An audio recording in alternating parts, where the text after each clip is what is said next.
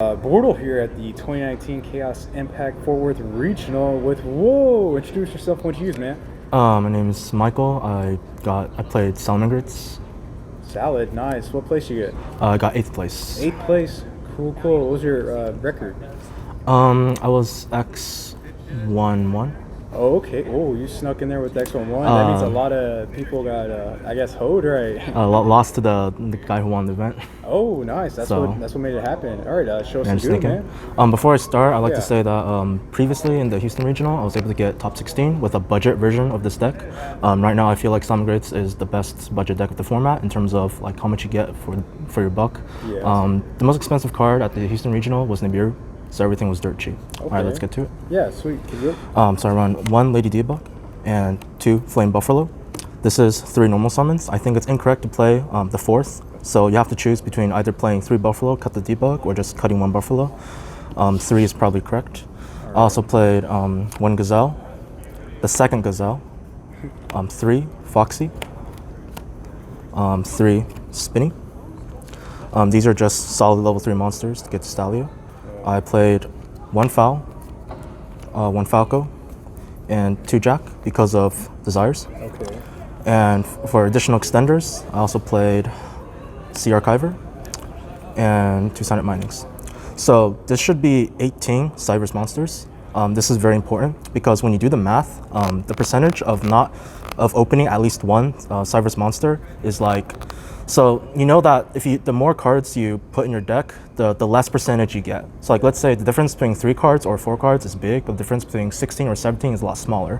What I found was that the difference between 19 and 20, it gets you less than 1% benefit. The difference between 16 and 17, for 16 you lose more than 1%. So there's a sweet spot range between 17 and 19 monsters in which the only difference is 1%. So I think that's the optimal monster ratio to run right now.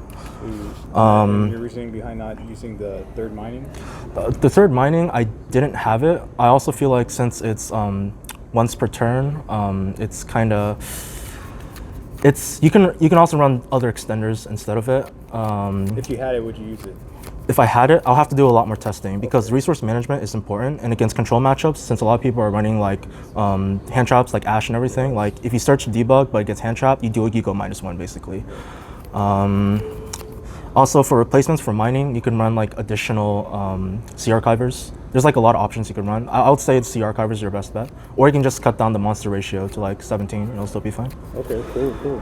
Another thing is I ran 4 level 4s. I forgot to mention that. That's because of Desires. Just in case I banish 2 Jacks, I can still have rank 4 options. Okay, going on, 2 Desires, of course.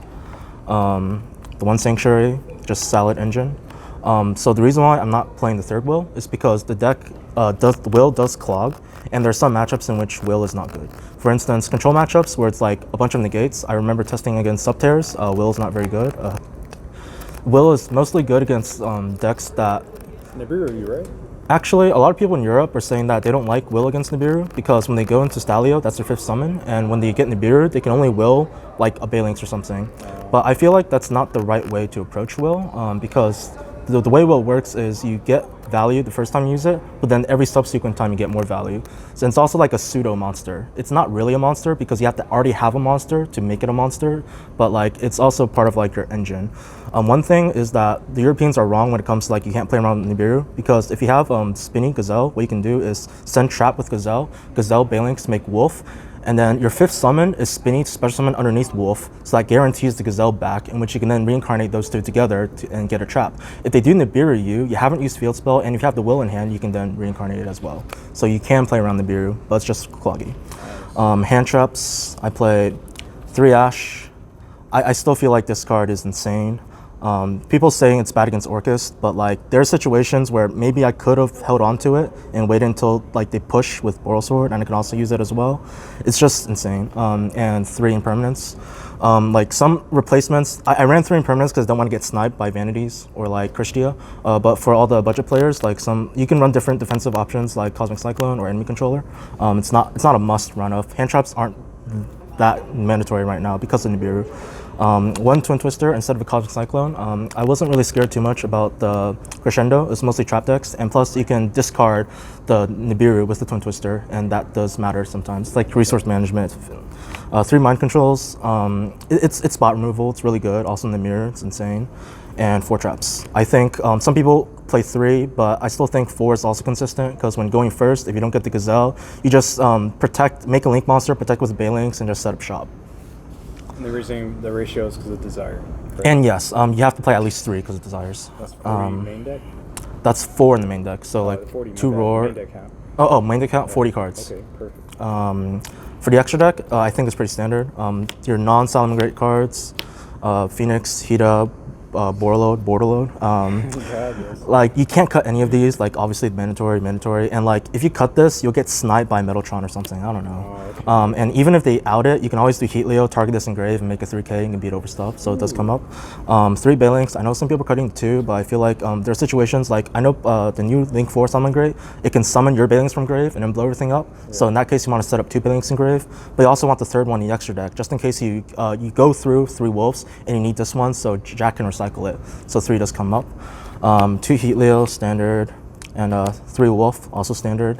And for the XYZ lineups, 2 Stalio because of Nibiru. If you get Nibiru on the first, you get the second. And a lot of matchups in which Stalio does come up, like Thunder Dragons, you want to Stalio every single turn. Like you just have to grind that way and just bounce your stuff. So 2 does come up. And for the rank 4s, Dweller, best one. And another one that people I don't think are running is Baguska.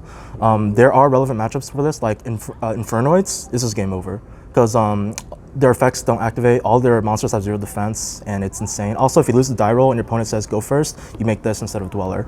So like it does come up for like random matchups. Okay. Now for the side deck, I play 3 Pinkertops.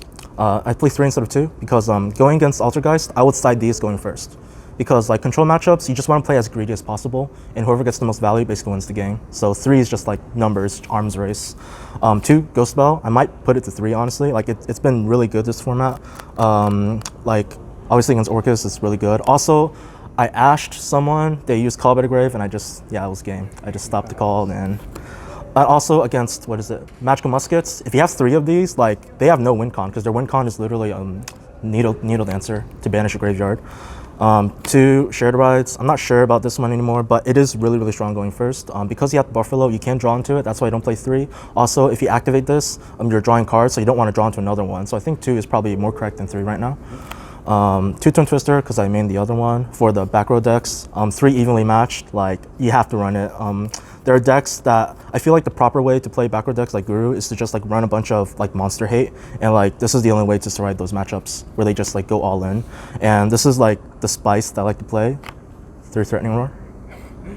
Yo, I heard about this card.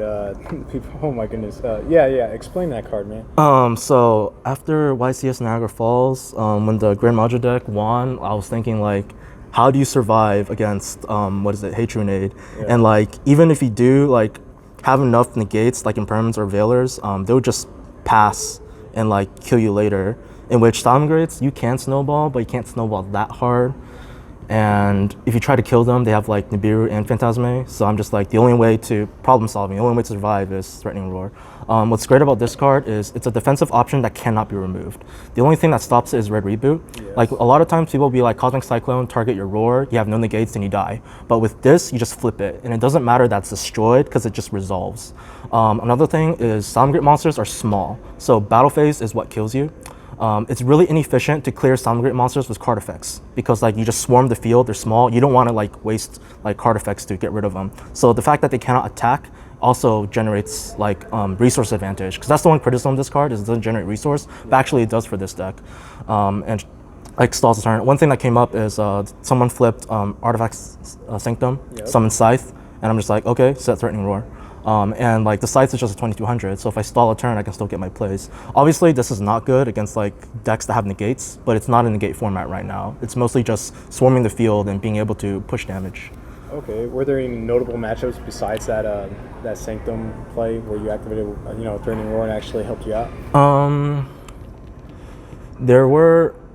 It's been in and off. Like again, it's a 3 of Unsearchable in the side. There were a lot of games where I wish I had it, and games where perhaps I should have gone for Buffalo just to dig for it. I feel like if you have the combo in your hand going first, Threatening Roar is better than Salamangreat Roar against like a lot of the monster decks, because like again, there are a lot of battle phase decks right now. Battle phase is very important, contrary to what people think, and Threatening Roar just shuts off their battle phase. It's really nice. Any shout outs, man?